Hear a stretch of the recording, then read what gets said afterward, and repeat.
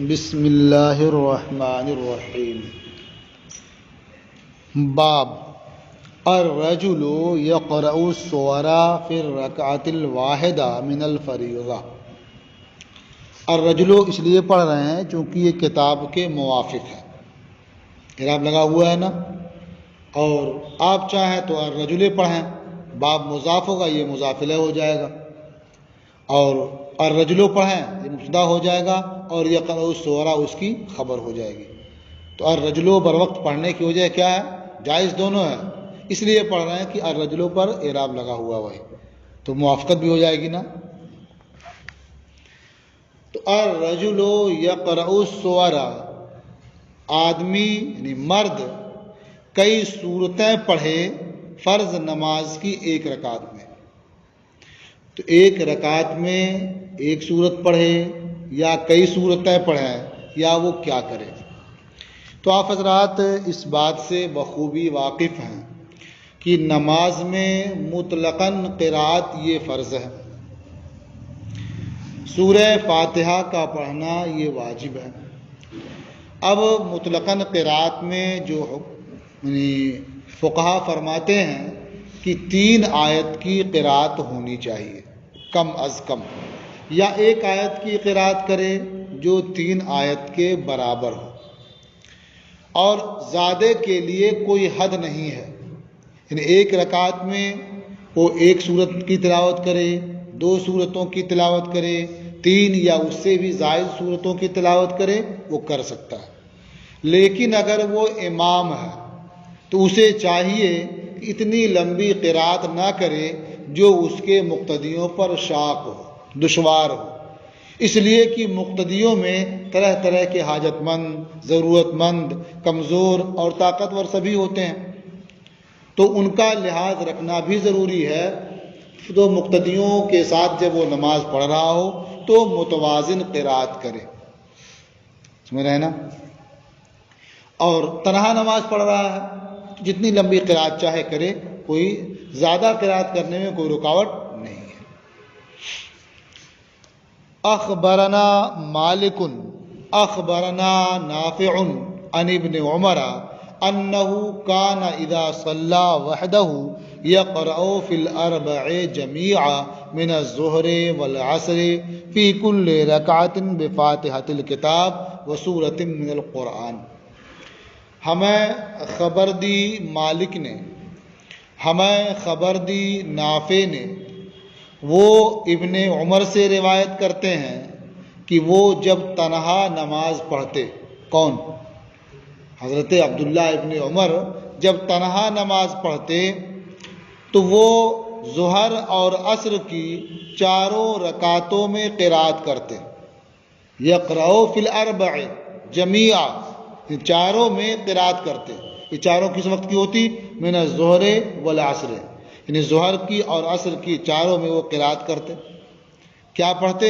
فی کل رکعت بفاتحۃ الکتاب وسورۃ من القرآن، ہر رکعت میں سورہ فاتحہ پڑھتے اور قرآن کی کسی سورت کی تلاوت کرتے۔ وکان احیانا یقرأ بالسورتین او الثلاث فی صلاۃ الفریضہ فی الرکعۃ الواحدہ، اور وہ کبھی کبھی 2 سورتیں پڑھتے اور 3 سورتیں پڑھتے فرض نماز میں ایک رکعت میں۔ یہ فرض نماز پڑھ رہے ہوتے تو اس ایک فرض نماز کی ایک رکعت میں 2 سورتیں یا 3 سورتیں پڑھتے تھے۔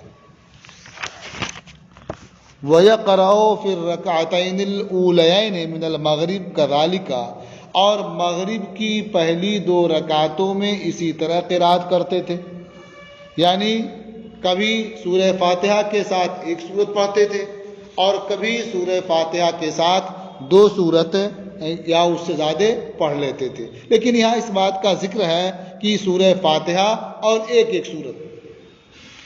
تو مغرب میں کیا کرتے تھے؟ وَيَقْرَأُ فِي الرَّكْعَتَيْنِ الْأُولَيَيْنِ مِنَ الْمَغْرِبِ كَذَلِكَ بِأُمِّ الْقُرْآنِ وَسُورَةٍ، اور یوں ہی مغرب کی پہلی 2 رکعتوں میں سورہ فاتحہ اور ایک سورت کی قرأت کرتے۔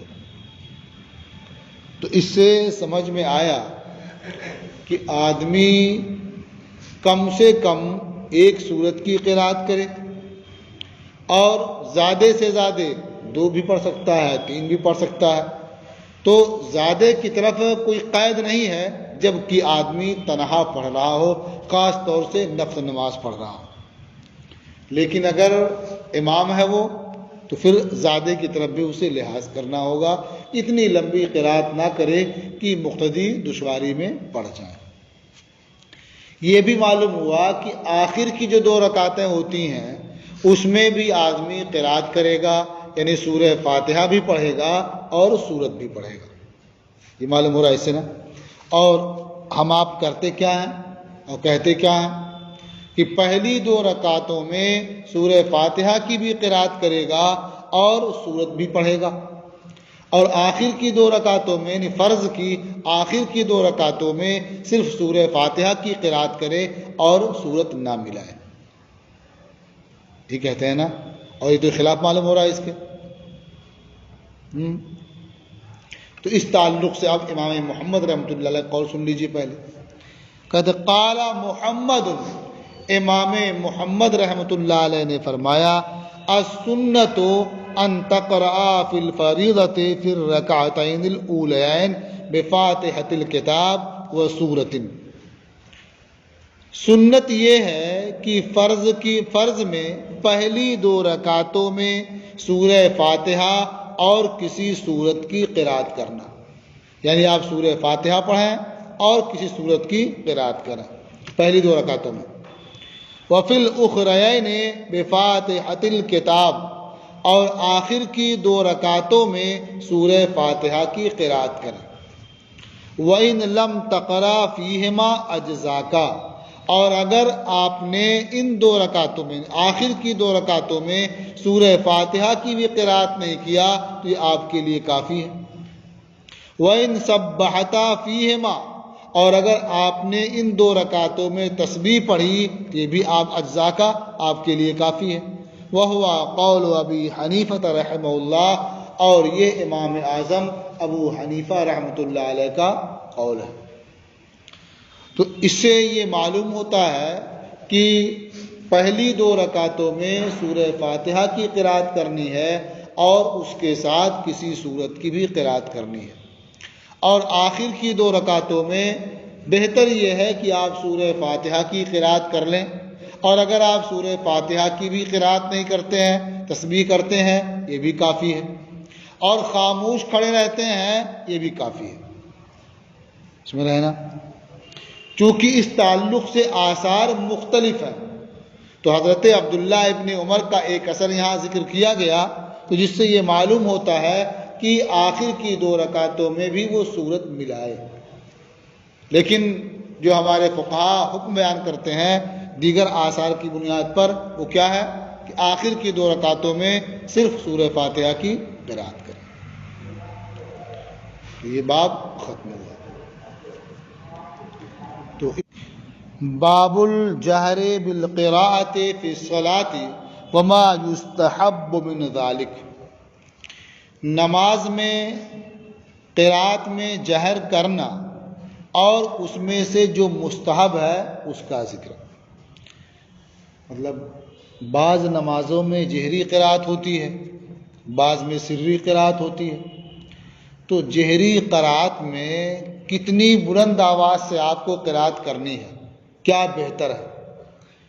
تو آپ جانتے ہیں کہ آپ اتنی بلند آواز سے قراءت کریں کہ جو آپ کے مقتدی ہیں وہ سن لیں، لیکن مقتدی بہت زیادہ ہیں تو انہیں سنانے کے لیے بہت چیخ چیخ کر قراءت نہیں کریں گے، تو اس میں اس بات کا لحاظ رکھنا ہوگا کہ اپنے کو امام صاحب مشقت میں نہ ڈالیں، تو اتنا آہستہ بھی نہ کریں کہ پہلی صف کے لوگ بھی نہ سن سکیں، اور اتنی تیز قراءت بھی نہ کریں کہ خود کو پریشانی میں ڈال لیں۔ وہ اپنے متوازن انداز میں وہ قراءت کریں، نہ خود تھک جائیں اور نہ ایسا ہو کہ سب کو محروم کر دیں قراءت سننے سے، سمجھے نا؟ اور تھوڑے لوگ ہیں تو سب سن سکتے ہیں، اور اگر اتنی آواز میں قراءت کیا کہ خود بھی نہیں سن پائے تو پھر نماز ہی نہیں ہوگی۔ وہ قرات کیا ہی نہیں انہوں نے، سمجھا نا. سری نماز بھی نہیں ہوگی، جہری کی بات تو بہت دور کی ہے. اچھا اتنی آواز سے قرات کیا، خود تو سن لیا، لیکن جو بالکل آپ کے پیچھے کھڑے تو وہ بھی نہیں سن پائے. تو جب بھی جو واجب ہے وہ ادا نہیں ہوگا. جہری نماز میں جہر کرنا واجب ہے نا، تو جہر ہوا ہی نہیں. جب آپ کے پیچھے والا بھی نہیں سن پایا کہاں اعلان ہوا؟ اس لیے اتنی آواز تو ہونی چاہیے کہ جو آپ کے پیچھے کھڑے ہیں وہ سن سکیں. تو سری میں کم سے کم اتنا ہونا چاہیے خود سن لیں، اور جہری میں جو آپ کے پیچھے ہیں وہ کم سے کم سن لیں. اور سبھی لوگ سن لیں بڑی اچھی بات ہے، لیکن اس بات کا لحاظ رہے کہ سب کو سنانے کے چکر میں اپنے آپ کو مشقت میں نہ ڈال لیں. تو اس باب میں نماز کے اندر قرات میں جہر کرنے اور اس میں سے جو مستحب ہے اس کا بیان ہے. اخبرنا مالک اخبرنی عمی ابو سہیل، ہمیں خبر دی مالک نے، مجھے خبر دی میرے چچا ابو سہیل نے، انا اباہ اخبرہ، کہ ان کے والد، یعنی جو چچا ہمارے ابو سہیل ہیں ان کے والد نے انہیں بتایا، انہیں خبر دیا، ان عمر بن الخطاب کان یجہر بالقراءۃ فی الصلاۃ، کہ حضرت عمر ابن خطاب نماز میں قرات میں جہر کرتے تھے، بلند آواز سے قرات کرتے تھے. وَأَنَّهُ كَانَ يَسْمَعُ قِرَاءَةَ عمر بن الخطاب عند دار ابی جہم، اور وہ حضرت عمر ابن خطاب کی قرات ابو جہم کے گھر کے پاس سنتے تھے. یعنی کبھی آنے میں تاخیر ہو جاتی تھی تو ابو جہم کے گھر کے پاس پہنچتے جب قرات کی آواز سنائی دینے لگتی، اتنی آواز سے قرات کرتے. اب یہ ہے کہ بازار اور مسجد کے درمیان یہ ابو جہم کا گھر تھا، تو اس سے سمجھ میں آیا کہ ان کی آواز قرات کی مسجد کے باہر جاتی تھی، تو جو مسجد کے اندر رہتے ہوں گے وہ ضرور سن لیتے رہے ہوں گے. تو اس لیے آدمی قرات اس حساب سے کرے کہ جو اس کے مقتدی ہیں وہ سن لیں. لیکن مسجد بہت بڑی ہو، جیسے اپنی مسجد ہے، تو سب کو سنانے کے لیے وہ تو خود ہی پریشان ہو جائے گا، تو پھر اس کا حکم نہیں ہے. قال محمد الجہر بالقراءۃ فی الصلاۃ فیما یجہر فیہ بالقراءۃ حسن، امام محمد رحمۃ اللہ علیہ نے فرمایا کہ نماز میں اس نماز میں جس میں قرات میں جہر کیا جاتا ہے، قرات میں جہر کرنا بہتر ہے. کتنا کرنا بہتر ہے؟ معلم یجہد الرجل نفسہ، اس مقدار میں کہ آدمی اپنے آپ کو نہ تھکا دے. جس نماز میں جہر کرنا ہے اس میں جہر کرنا بہتر ہے اس حد تک کہ آدمی اپنے کو نہ تھکا لے، اور تھکانے کی نوبت آئے تو پھر یہ بہتر نہیں ہے. تو یہ باب بھی ختم ہوا. اب تیسرا باب دیکھیں آپ، باب آمین فی الصلاۃ، نماز میں آمین کہنے کا باب. تو یہ آمین کب کہتے ہیں؟ سورہ فاتحہ جب پڑھ کر کے ختم کر لیں تو آمین کہیں. منفرد ہو وہ بھی آمین کہے گا، اور مقتدی ہو وہ بھی آمین کہے گا، امام ہو وہ بھی آمین کہے گا. امام ہو وہ بھی ختم کر کے آمین کہے گا، مقتدی ہو وہ بھی آمین کہے گا، اور تنہا پڑھ رہا ہو نماز وہ بھی آمین کہے گا. اب مسئلہ یہ ہے کہ آمین آہستہ کہے یا بلند آواز سے کہے. تو ہمارے یہاں حکم یہ ہے کہ آمین آہستہ سے کہے. اس کی مختلف وجہیں ہیں. ایک وجہ اس کی یہ ہے جو بہت آسان اور بہت بہتر ہے کہ آمین یہ دعا ہے، سمجھ رہے نا، اور دعا میں سر یہ زیادہ بہتر ہوتا ہے. خود حکم دیا گیا ادعوا اللہ تضرعا و خفیہ، اللہ سے دعا کرو گڑ گڑا کر اور آہستہ. تو یہ بھی دعا ہے، اس لیے یہ دعا بھی آہستہ ہی کرنی چاہیے. تو آمین بھی آہستہ ہی کہنا چاہیے. اور یہ بھی کہا گیا کہ جس کا آمین کہنا فرشتوں کے آمین کہنے کے موافق ہو تو اس کے ماضی کے سارے گناہ بخش دیے جاتے ہیں۔ تو ظاہر بات ہے فرشتے آمین کہتے ہیں، ہم تو نہیں سنتے، تو ہم انہیں اپنا آمین کہنا کیوں سنائیں، کیوں بلند آواز سے کہیں؟ سمجھے نا؟ حالانکہ یہ جواب اتنا معقول نہیں ہے، اس لیے کہ فرشتے جو بات تیز بھی کہتے ہیں ہم کہاں سنتے ہیں، اور ہم جو بات آہستہ کہتے ہیں وہ بھی سن لیتے ہیں وہ، سمجھے نا؟ اس لیے جو پہلا جواب ہے وہ بہتر ہے، اسے محفوظ رکھیں، ٹھیک ہے نا؟ دوسرا اس لیے بیان کر دیا کیونکہ حدیث ان کلمات ساتھ آ رہی ہے تو بظاہر موافق معلوم ہوتا ہے۔ نماز میں آمین کہنے کا باب۔ اخبرنا مالک اخبرنی الزہری عن سعید بن المسیب، ہمیں خبر دی مالک نے، مجھے خبر دی زہری نے، وہ سعید ابن مسیب سے روایت کرتے ہیں اور ابو سلمہ ابن عبد الرحمن سے، یہ دونوں حضرت ابو ہریرہ رضی اللہ تعالی عنہ سے روایت کرتے ہیں ان رسول اللہ صلی اللہ علیہ وسلم قال، کہ اللہ کے رسول صلی اللہ تعالی علیہ وسلم نے ارشاد فرمایا، اذا امن الامام فامنوا، جب امام آمین کہے تو تم سب آمین کہو، جب امام آمین کہے تم سب آمین کہو۔ فَإِنَّهُ مَنْ وَافَقَ تَأْمِينُهُ تَأْمِينَ الْمَلَائِكَةِ غُفِرَ لَهُ مَا تَقَدَّمَ مِنْ ذَنْبِهِ، کیونکہ جس کا آمین کہنا فرشتوں کے آمین کہنے کے موافق ہوگا تو اس کے گزشتہ گناہ یعنی پہلے کے گناہ بخش دیے جائیں گے۔ قال فقال ابن شہاب، یعنی امام مالک نے فرمایا کہ ابن شہاب نے فرمایا، کان النبی صلی اللہ علیہ وسلم یقول آمین، نبی کریم صلی اللہ تعالی علیہ وسلم آمین کہتے تھے۔ تو امام صاحب بھی جو آمین کہیں گے وہ بلند آواز سے آمین نہیں کہیں گے، چاہے وہ جہری نماز ہو یا سری نماز ہو، دونوں صورتوں میں وہ آہستہ آمین کہیں گے، اس لیے کہ صاف کہا گیا کہ امام چار چیزوں میں آہستگی اختیار کرے، یعنی چار چیزوں کو آہستہ کرے۔ وہ چار چیزیں کیا ہیں؟ ثنا، امام ثنا پڑھے تو آہستہ پڑھے، تعوذ یعنی اعوذ باللہ پڑھے تو آہستہ پڑھے، تسمیہ بسم اللہ پڑھے تو آہستہ پڑھے، اور تامین یعنی آمین کہے تو آہستہ کہے۔ تو چار چیزوں کے لیے امام کو حکم دیا گیا کہ وہ آہستہ کرے، تو چاہے نماز سری ہو یا نماز جہری ہو۔ تو اب آمین بھی اسی میں سے ہے، لہذا امام بھی آمین جب کہے گا تو آہستہ کہے گا۔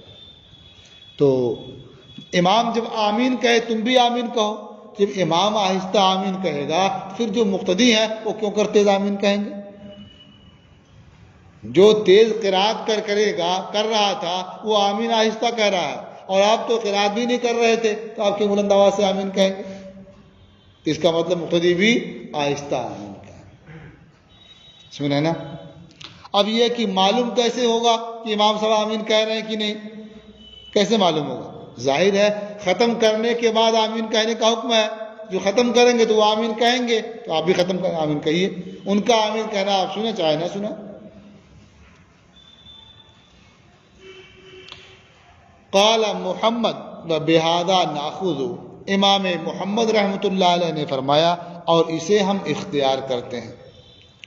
ینبغی اذا فرغ الامام من ام الکتاب ان یؤمن الامام، یعنی مناسب یہ ہے کہ جب امام ام الکتاب سے فارغ ہو، یعنی سورہ فاتحہ کی قرات سے فارغ ہو تو وہ امام آمین کہے، ان یؤمن الامام، امام آمین کہے، وَيُؤَمِّنَ مَنْ خَلْفَهُ، اور وہ سب آمین کہیں جو امام کے پیچھے ہیں، یعنی مقتدی بھی آمین کہیں۔